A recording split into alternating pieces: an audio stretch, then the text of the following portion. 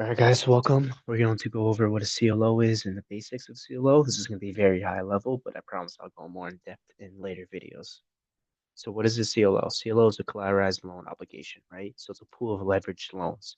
They're packed into different tranches, and they're actively managed by, asset managers or CLO managers. So who's involved in a CLO? The borrowers, of course, which are the portfolio companies. Then you have CLO managers who actively monitor, sell, trade assets on a daily basis. And you also have the investors who actually back the pool of assets and deploy their own capital. And then you have the trustees. You can also include agent banks here, warehouses, warehouse facilities, and just other syndicated, banks. So why do CLOs exist? Companies need financing, whether it's for CapEx, expansion, payroll, whatever it may be. And banks have to take a step back here because the size of the loan is usually pretty large, right? And they don't want to be the sole lender and take on all the risks in the case of a default.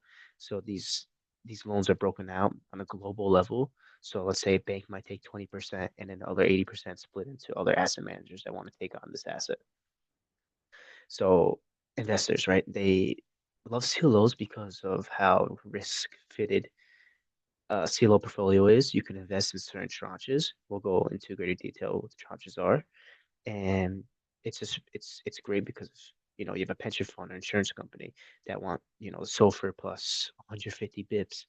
They have a very safe investment, um, you know, a long-term investment that is almost secure and guaranteed for them. Whereas, a PE shop may want to get into the in double Bs or even equity piece, especially during an LBO, right? They're going to want to get a large piece of this pie, the CLO, and the lower tranches to get a higher return. So CLO tranches, coming from the most senior, starting with the most senior, excuse me, we have the AAA, right? This trickles down all the way down to the equity. There's different, credit agencies like S&P, Fitch, and Moody's that actively manage a portfolio company and their overall credit rating. So we're starting with the AAA. It goes down to double A, triple B, double B, triple C, C, and equity.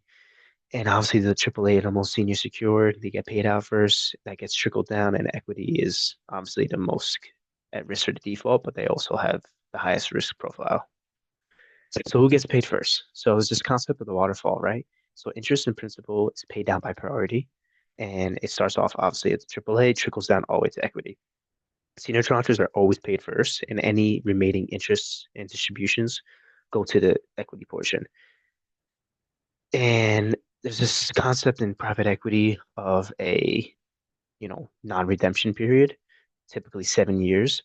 The CLO principal that's invested is not paid down until the CLO is in post-reinvestment period or amortization period. So essentially, any capital deployed or invested into a CLO, the investor will not get paid off, quarterly until the CLO is exiting, right?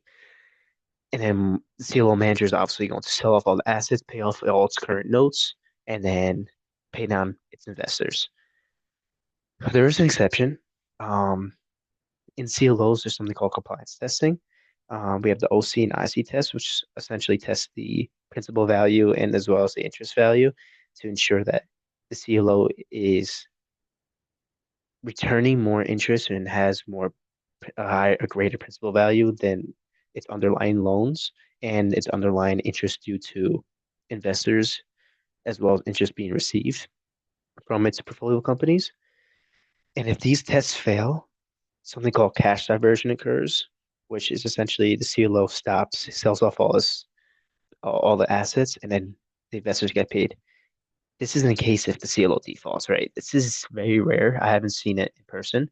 And there's also other things that could be done before cash diversion occurs that the CLO manager can sell off certain assets and triple C, you know, have a stronger portfolio if the indenture complies. We can get more detail. This is a whole separate video. I would need 15, 20 minutes to get into all these types of tests and compliance models. So that's it for today.